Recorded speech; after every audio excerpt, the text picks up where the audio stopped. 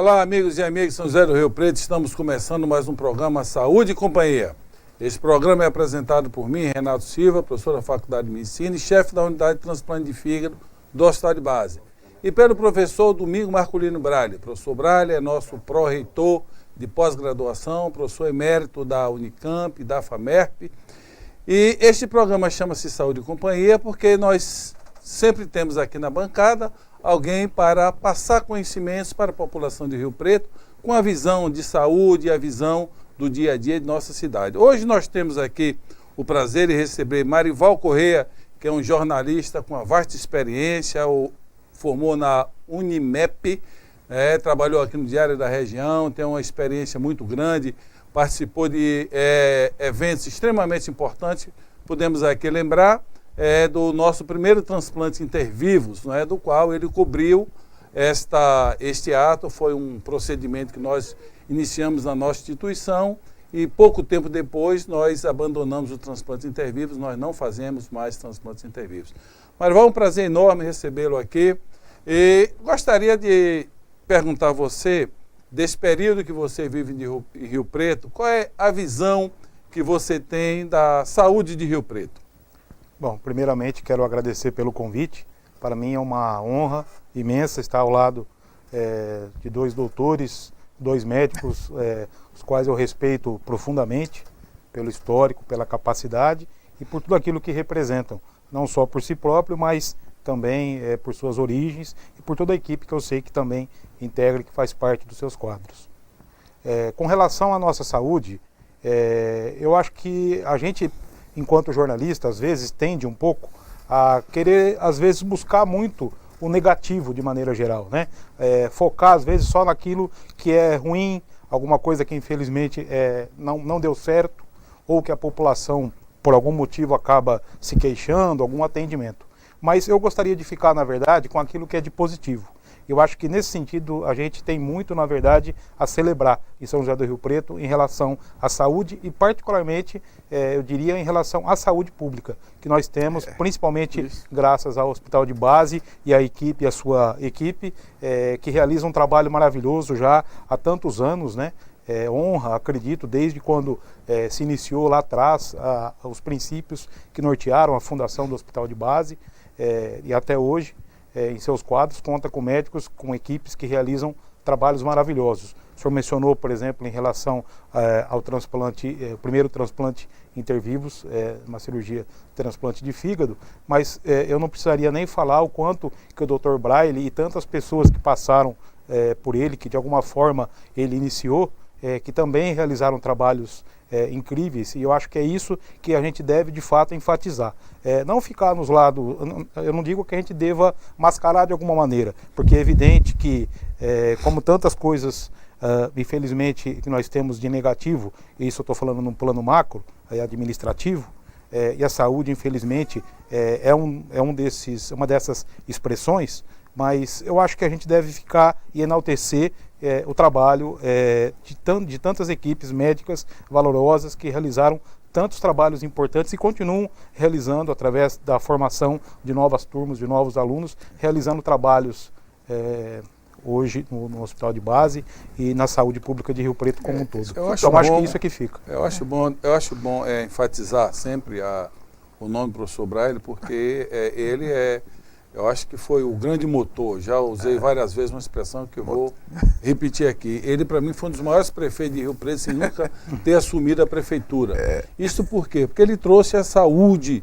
Ele foi um homem sempre voltado para a saúde pública, que é importante. O importante é você educar e preparar as pessoas dos hospitais para atender o sistema público de saúde.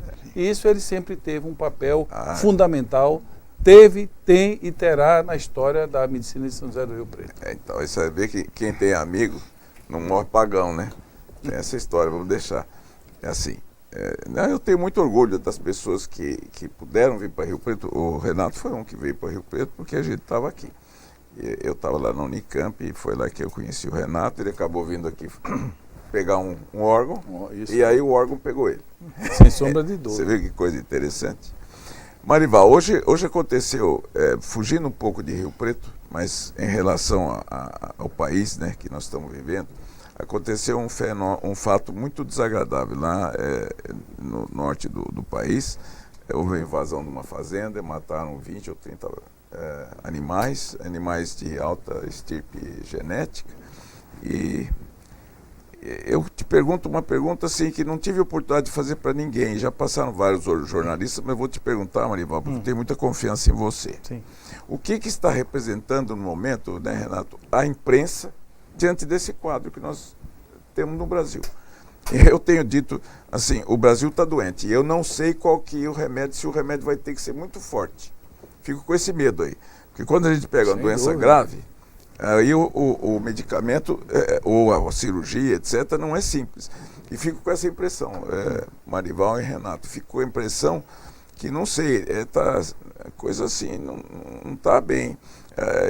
Tem umas fotografias já na mídia aí, mostrando, então, esses animais mortos lá e assim, bastante destruídos, e pedaço para cá, pedaço para lá, o que é uma coisa assim muito desagradável. E eu me lembro disso que aconteceu na Venezuela com muita frequência e acabou no que acabou. Então, Marival, o que você acha isso no plano nacional e mesmo no plano local, né? O que a gente pode sentir com isso?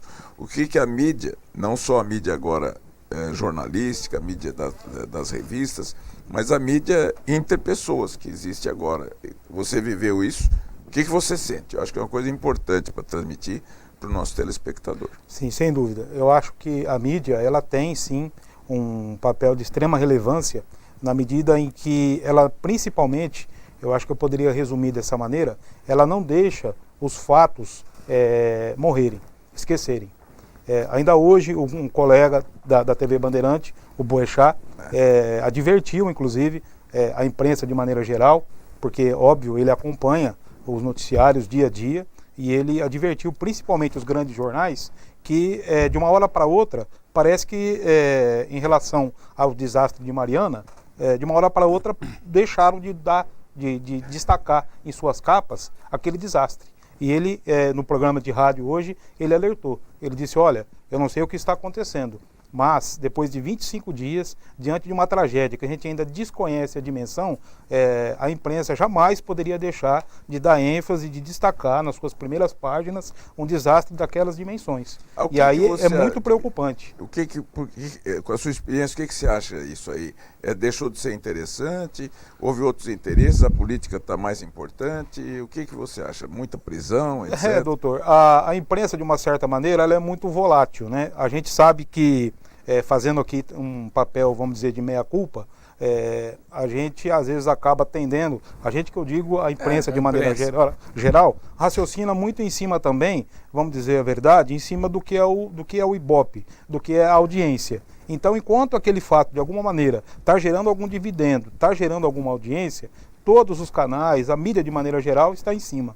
A partir do momento que aquilo de alguma maneira vai se esvaziando, vai perdendo interesse, infelizmente no Brasil a gente tem tantos outros assuntos, são escândalos que se sobrepõem a outros escândalos, parece que a cada dia a gente vai sendo infelizmente surpreendido e a mídia meio que acaba também se perdendo. Eu não digo que seja só, talvez, por má fé, mas no sentido de que ela se move, ela se guia muito pela audiência, mas eu digo que isso é errado.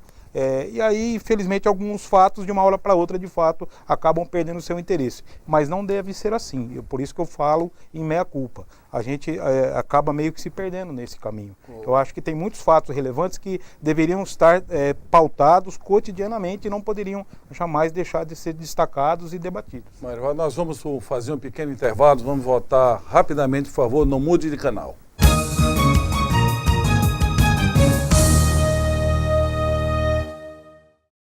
Viajar, divertir, correr, reencontrar, ousar.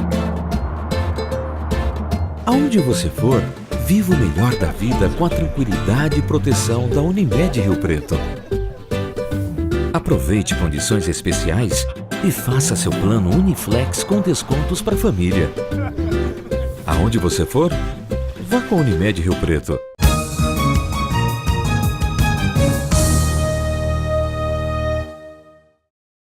Olá, amigas e amigos, estamos voltando com o programa Saúde e Companhia. Hoje tendo o prazer aqui na bancada de receber Marival Corrêa. Marival, eu acho que tem um livro que deveria ser cabeceira para todos nós, já falei aqui mais uma vez, Colapso, de Jarré Diamond, entendeu? Ele estuda algumas populações que desapareceram no mundo.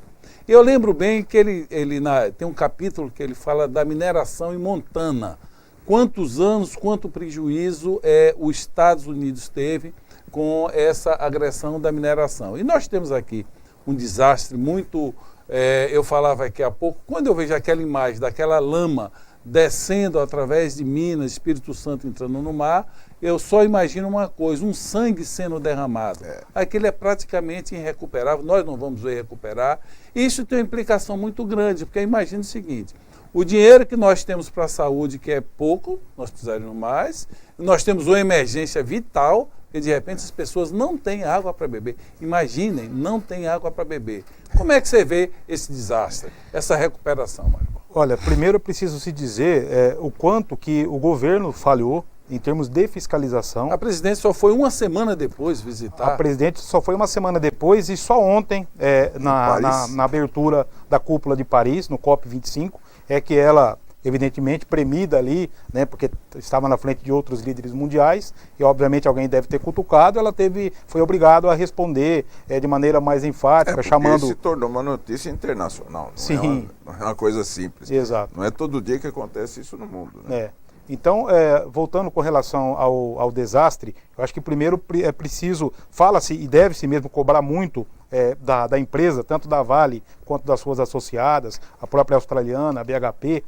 Sim, claro que temos que cobrar e cobrar severamente, mas também eu não vejo muito falando na responsabilidade do governo federal em termos de fiscalização, porque até agora eu não vi nenhum laudo efetivo comprovando de que aquilo ali não corria, de que aquilo não oferecia nenhum risco real, porque o que a Vale até agora apresentou foi um laudo que ela mesma contratou, logo passivo de ser questionado, mas eu não vi até agora o governo mostrando nenhum laudo dizendo que aquilo lá realmente estava seguro. Porque como já alguns técnicos enfatizaram, uma coisa daquele volume, daquele tamanho, daquela dimensão, não se rompe de uma hora para outra, não acontece num passe de mágica. É algo que já vinha se degradando e simplesmente aos olhos, eu não sei aí se houve negligência, má fé, etc., não tenho como afirmar, mas a coisa já vinha de algum tempo prestes a ruir e ninguém fez nada. Então é muito sério e a cobrança deve ser mesmo muito rigorosa, muito pesada. O problema é você reconhecer a falha, não é? Eu acho que o país só cresce quando ele reconhece as suas falhas e aí você tem a verdade, em cima da verdade você tem um crescimento. Porque estamos esperando, todo dia nós vemos na imprensa, mais um rompimento. Agora imagine mais uma barragem daquela romper. Então, e a gente, voltando para a área nossa aqui da saúde, né? Temos que falar um pouco. O médico talvez seja o único profissional que trabalha contra ele mesmo, porque todo médico ele tem um grande interesse pela medicina preventiva. Claro. Não só o médico, mas todo mundo dentro de um hospital. Você vê as grandes campanhas contra o fumo, contra a bebida, contra as doenças transmissíveis, né? Agora você veja o outro problema sério que nós estamos tendo, que é tão grande quanto a Mariana, que essa história da dengue, agora da zika, chikungunya. Então, todos ligados ao Aedes, né? Mosquito de 500 anos. Por causa de um passarinho, um mosquito. Eu fico pensando que o Oswaldo Cruz foi capaz de acabar com ele lá no Rio de Janeiro, que é muito mais difícil, você concorda? Beira-mar, etc. E naquele tempo o Rio era uma cidade muito suja. Era fossa, né? Era fossa, e a cidade era suja. Todo pessoal falava que o Rio de Janeiro teve uma redenção, né? Depois daquilo tudo. E você vê que a população parece que não está ligando, né? Deixa o mosquito. Eu acho que tem um fator educativo, eu já comentei aqui mais de uma vez. Eu acho que repetir isso, viu? O secretário de saúde, com sua equipe, eu acho que ele não pode ter atuação só de gabinete. O médico de saúde pública, eu acho que ele tem que ser exemplo. Eu acho que deveria montar uma equipe a cada final de semana, um dia por semana, as pessoas saírem do seu gabinete e ir em um bairro, ajudar a limpar as casas, porque isso serve de exemplo. Eu acho que isso aí seria fundamental. Então, preciso citar uma pessoa aqui. Ele foi deputado federal, era médico, doutor Arlindo dos Santos. Ele era médico em Macaubal, né, no início da carreira, e ele foi de fazenda em fazenda fazendo fossa. Ele pegava no enxadão. Claro. Pegava na cavadeira para começar ali e o pessoal se entusiasmava. Então isso, Renato, que você está falando é muito verdadeiro. E eu acho que seria uma boa matéria para a mídia insistir com isso que o Renato está pondo aqui, né, Marival? Sim, sem dúvida. Pegar isso aí. As autoridades têm que ir a campo, têm que ficar na rua. O Oswaldo Cruz, ele vivia cheio de problemas. Casa em casa. Casa em casa, e levando bronca, etc. Porque o pessoal não queria Deveria mostrar. haver, ação policial. Não queria mostrar o ombro, né? Das o ombro mulheres, com a que era uma marca da invasão. vacina. Diz que era uma invasão que estavam fazendo, etc. Era uma violência. Uma né? violência, isso, violência. O que deveria haver, de fato, era se implantar uma força-tarefa permanente e cobrar resultados. Com autoridades, talvez usar, sei lá, todos os médicos, usar mesmo a mesma área dos professores, né? Claro. Mas pôr na rua, vai. Na rua. Vamos pra rua. Está em campo, né? Tá em Envolver campo. Rotary, envolver Lions, os clubes sim, civis, igreja, igreja. Agora, posso fazer um adendo? É lógico. Que eu acho que é muito importante, que vem me preocupando. Os senhores, claro, me perguntam enquanto jornalista a minha posição em relação à área de saúde. Eu acho que saúde está estreitamente ligado à questão de educação. E se tem um fato Claro. que vem assim, me incomodando bastante, é com relação a essa política do governo Alckmin em relação a querer implantar no ano letivo, a partir do ano que vem, o ciclo único. Eu não vou ficar aqui discutindo se é uma boa ideia, se é uma boa iniciativa ou não é. O que eu questiono é a maneira como isso está sendo conduzido e principalmente se for verdade que isso, como ao que parece, vai levar ao fechamento de escolas. A gente está no século XXI se falando em terceira dimensão e vem um governador admitindo a possibilidade de se fechar escolas. Eu acho que isso, por exemplo, é um fato que a mídia vem ignorando bastante, que é muito grave. Vamos fazer um pequeno intervalo, vamos discutir no último bloco o ciclo educativo de São Paulo e talvez a discussão que talvez tenha faltado com a sociedade, a parte mais interessada, e o jornalista Marival Correia vai omitir aqui a sua opinião. Não saia daí, nós estamos no tvriopreto.tv.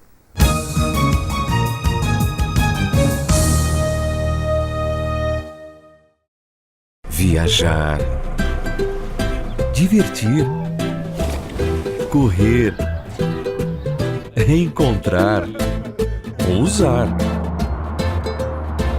Aonde você for, viva o melhor da vida com a tranquilidade e proteção da Unimed Rio Preto.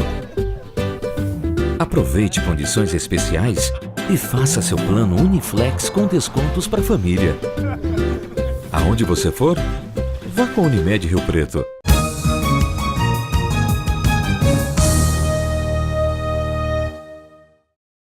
Olá, amigas e amigos, estamos voltando com o programa Saúde e Companhia. No bloco anterior, o jornalista Marival Correia colocou a Ocupa Escola, né, que é um movimento que está tendo agora em São Paulo, pela uma modificação que o governo Geraldo Alckmin e seu secretário de Saúde tem tentado implantar. Da educação, nós estamos acostumados.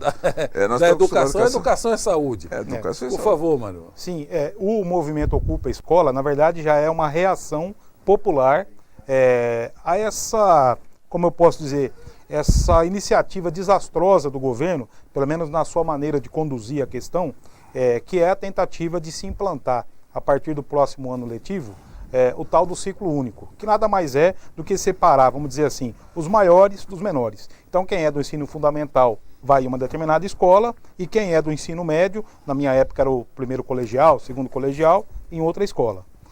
Eu não vou ficar aqui discutindo, porque, óbvio, eu não sou autoridade no assunto, então não vou dizer se essa é a ideia de separar por ciclos e se é isso que vai resolver um abismo enorme que existe em termos de qualidade na nossa educação. Porque, só para o telespectador saber, o ensino em São Paulo é pior que o do Piauí.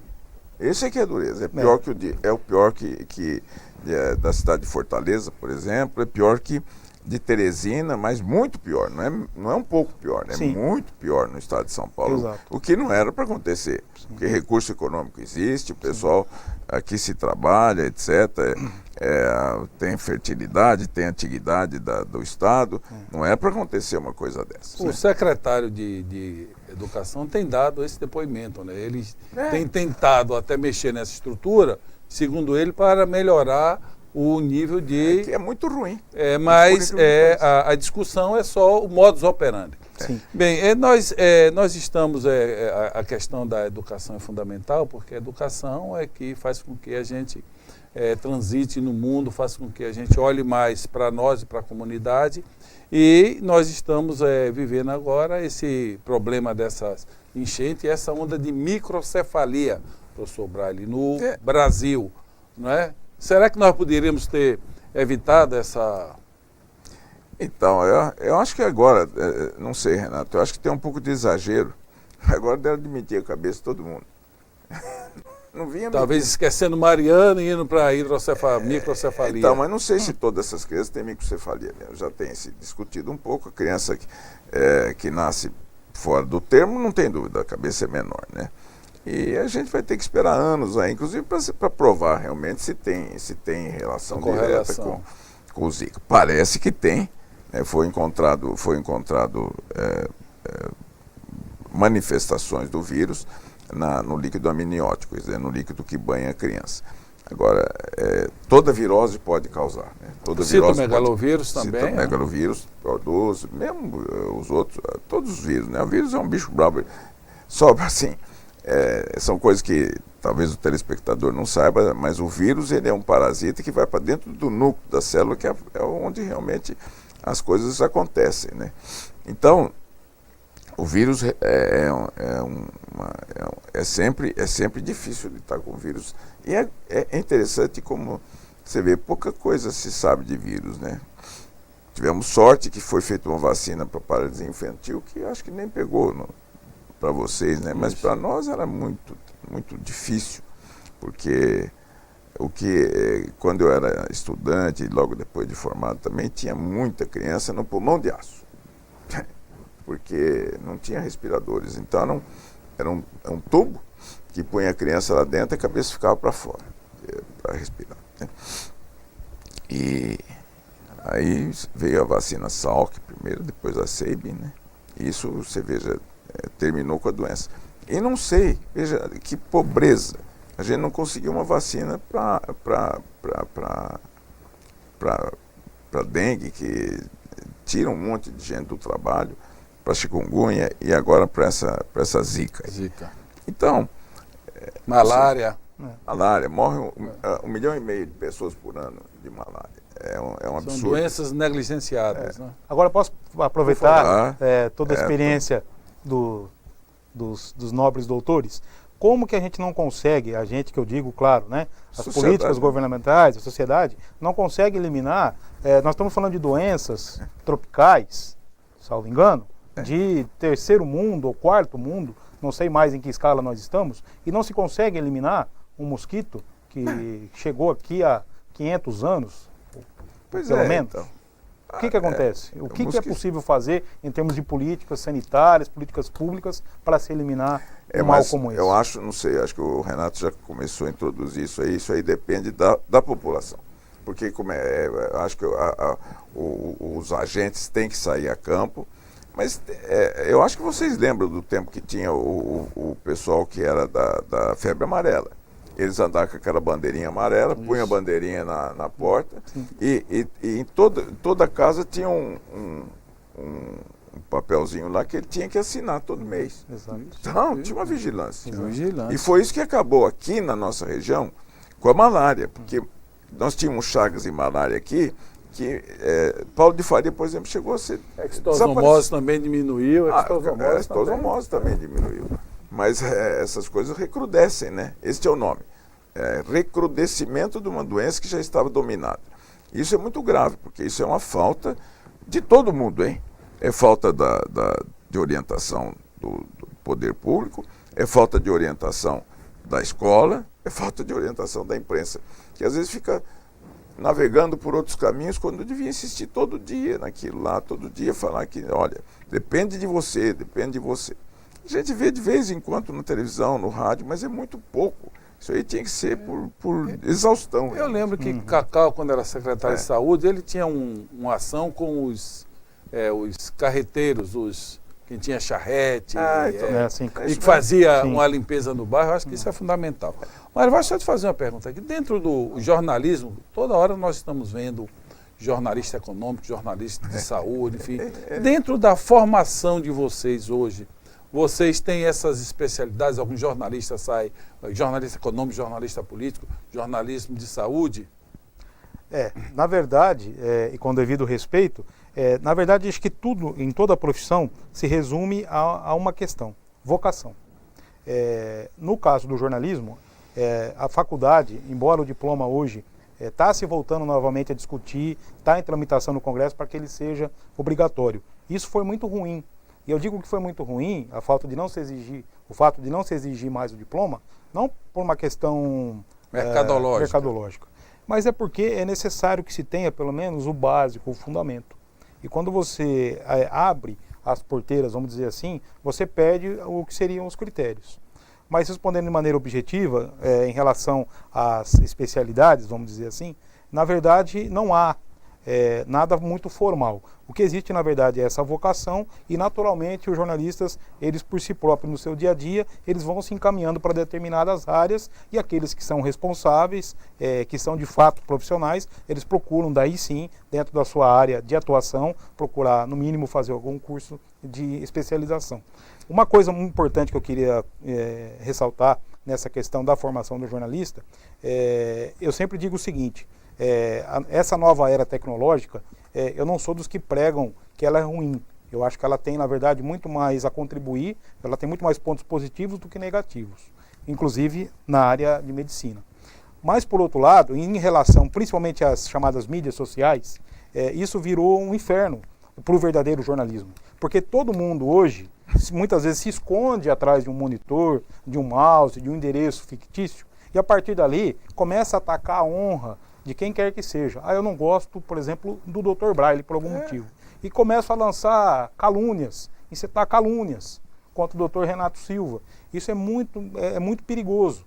Então, a gente tem que começar a discutir de maneira muito séria que jornalismo a gente quer e que parâmetros que a gente vai trabalhar dentro dessa nova era tecnológica. É uma responsabilidade que todos nós temos que olhar com muito carinho e com muito critério para isso. Você acha que a gente pode resumir tudo isso numa coisa que se chama ética, né?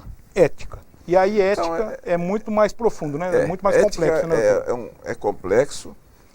Eu acho que isso tinha que começar lá no pré-primário, para ir mostrando para a pessoa que ele tem que saber que ele vive numa comunidade, que ele deve satisfações para essa comunidade.